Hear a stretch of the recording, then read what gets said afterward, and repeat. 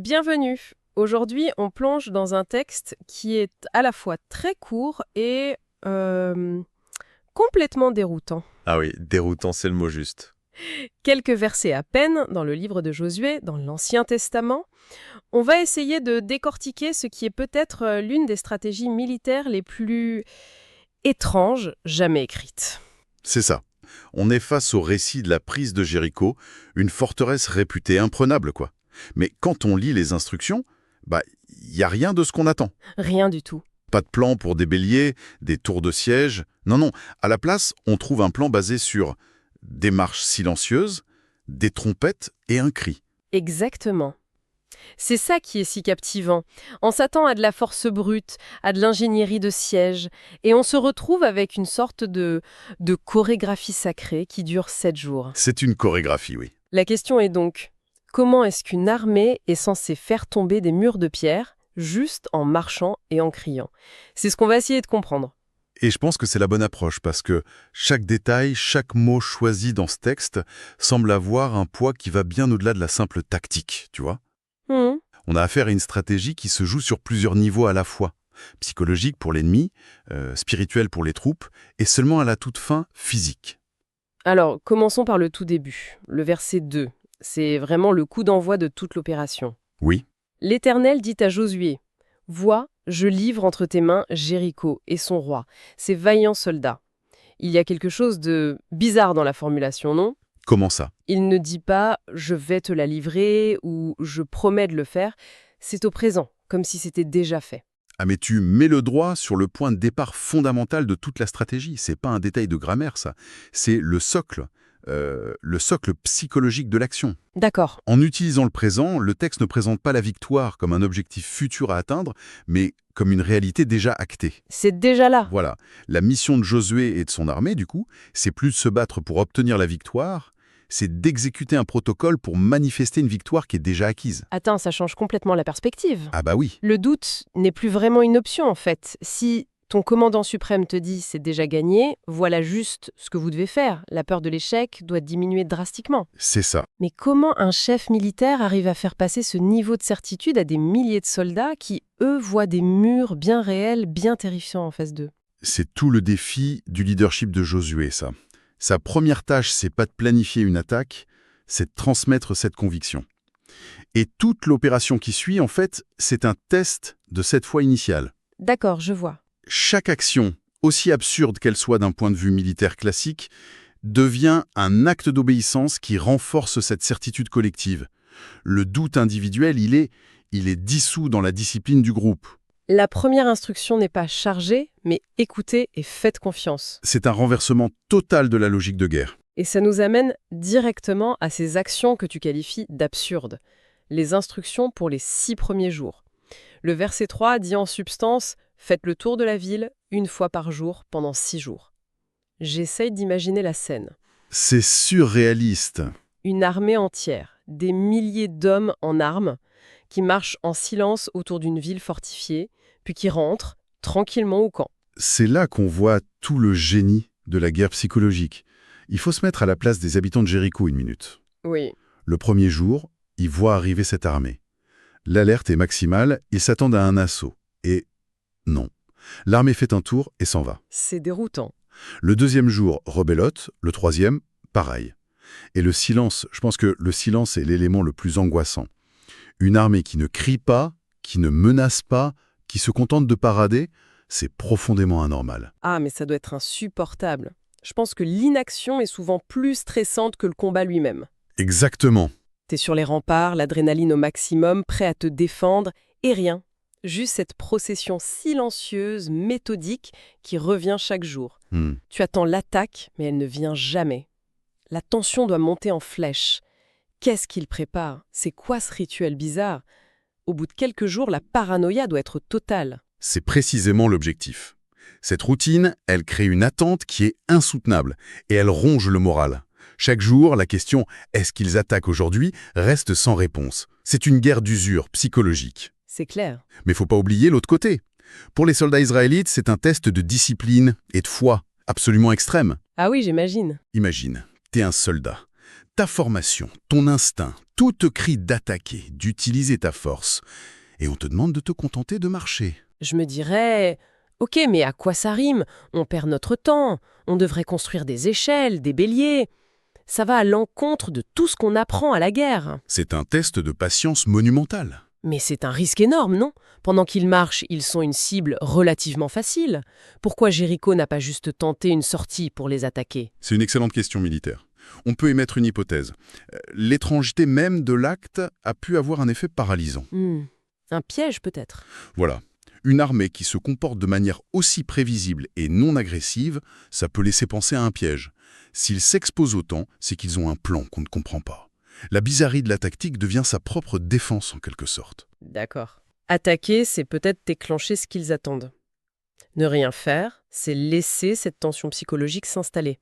Pour les défenseurs, il n'y a pas de bonne option en fait. Donc, pendant 6 jours, on a cette montée en tension, cette routine angoissante. J'imagine que tout le monde, des deux côtés des murs, se demande quand ça va finir. Et j'imagine que le 7e jour, là, tout bascule. Exactement. Après avoir installé une routine, la stratégie la brise de manière spectaculaire. Et c'est là que le chiffre 7, qui était déjà implicite avec le 7e jour, devient omniprésent, martelé encore et encore. Ah oui. Le texte précise « 7 sacrificateurs porteront devant l'arche 7 trompettes retentissantes. Le 7e jour, vous ferez 7 fois le tour de la ville. » Bah oui, là, ça devient presque une obsession. 7 prêtres, 7 trompettes, 7 tours, le 7e jour. Ça peut pas être une coïncidence. Non, c'est clair. Ça ressemble à un message codé pour dire « Attention, ce qui se passe maintenant est exceptionnel. » C'est bien plus qu'une coïncidence. C'est une signature. Dans tout le Proche-Orient ancien, et surtout dans le contexte biblique, le chiffre 7 symbolise la complétude, la perfection, l'achèvement d'un cycle divin. Comme les 7 jours de la création. Exactement.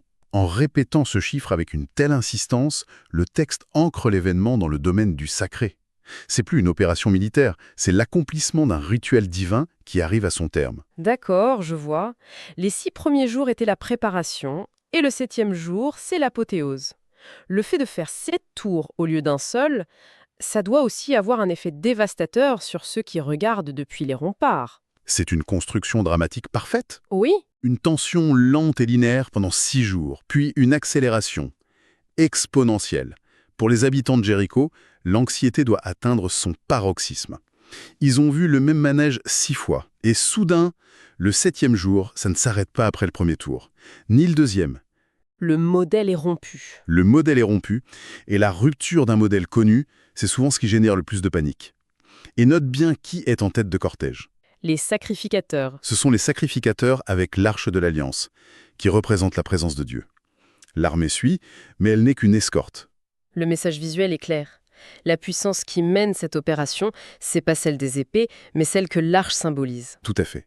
Et après ce crescendo physique, cette répétition frénétique, le climax est purement sonore.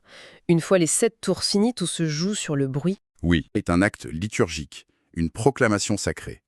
C'est interprété comme le signal que l'intervention divine est imminente.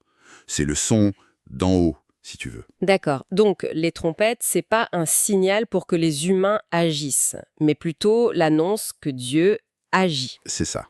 Et juste après, il y a le deuxième son, le cri du peuple. Tout le peuple, pas seulement les soldats. Et c'est là que la discipline de silence des 6 jours précédents prend tout son sens. Ah oui, c'est vrai. Imagine l'énergie, la tension, la peur, l'espoir, tout ce qui a été contenu, refoulé pendant une semaine. Le grand cri collectif, c'est la libération explosive de toute cette énergie accumulée. Ce n'est pas un hurlement chaotique, c'est un acte unifié, commandé à un instant précis. C'est la participation humaine qui vient s'aligner parfaitement sur le signal divin des trompettes. C'est une image puissante.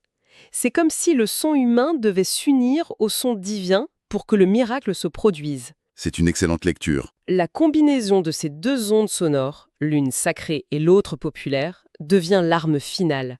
Le silence a servi à construire la pression. Et le son l'a fait exploser. C'est exactement ça. Le cri, c'est l'acte final de foi et d'obéissance du peuple. C'est le moment où, après avoir été des participants passifs pendant 6 jours, ils deviennent les acteurs du dénouement. Ils ne sont plus spectateurs, ils sont l'instrument de la victoire. Et la conséquence est ? Instantanée et radicale. Le texte termine avec une simplicité presque brutale. Alors la muraille de la ville s'écroulera et le peuple montera chacun devant soi. Voilà. C'est fou. Le mur ne se fissure pas, une tour ne s'effondre pas. Non, il s'écroule. Point.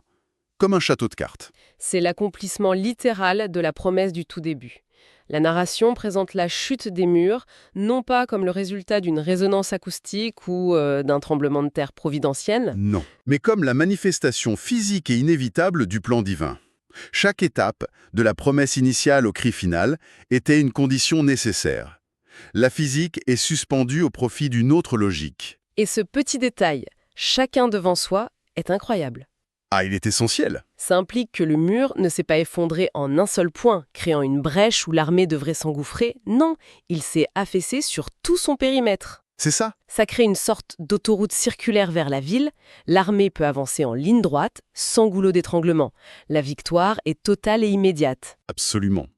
Ce détail renforce l'idée d'une intervention surnaturelle. Une brèche, c'est militaire. Un effondrement total qui ouvre un accès simultané à toute l'armée, c'est un miracle. La bataille, au sens conventionnel, elle est gagnée avant même que le premier soldat n'ait à lever son épée. La prise de la ville, ce n'est plus qu'une formalité. Le cœur du récit est les lames. La victoire n'a pas été obtenue par la force des hommes, mais par leur alignement parfait avec un plan qui défiait leur propre logique. Donc si on résume, ce passage incroyablement dense nous montre une victoire militaire remportée sans une seule flèche tirée au préalable. C'est ça. Une stratégie basée entièrement sur la guerre psychologique, le pouvoir du rituel, la discipline collective et l'utilisation du son comme détonateur d'un événement qui dépasse l'entendement. C'est un récit d'une puissance folle sur la manière dont une obéissance rigoureuse à un plan, même s'il semble absurde, peut produire un résultat qui défie toute attente. C'est vrai. Le message sous-jacent, c'est que la source du pouvoir ne se trouve pas toujours là où on la cherche. Parfois, elle ne réside pas dans la force brute, mais dans la discipline, la patience et la confiance en un processus qui est plus grand que soi. Et ça nous laisse avec une dernière pensée, une question qui va au-delà du contexte purement religieux. Ça me fait penser à nos vies, en fait. Ah, Dans nos projets, nos défis, combien de murs on essaye de défoncer par la force en s'épuisant, alors qu'une approche complètement différente, peut-être plus lente, plus rituelle, plus psychologique, pourrait simplement les faire s'écrouler d'eux-mêmes. c'est une question très pertinente. L'histoire de Jéricho, lue de cette manière, devient une métaphore sur le pouvoir des stratégies non conventionnelles. Elle nous invite à nous demander si face à un obstacle qui semble insurmontable, la meilleure solution n'est pas de pousser plus fort, mais de changer radicalement de méthode. D'adopter une logique qui, de l'extérieur, peut paraître folle, mais qui est la seule capable de redéfinir les règles du jeu.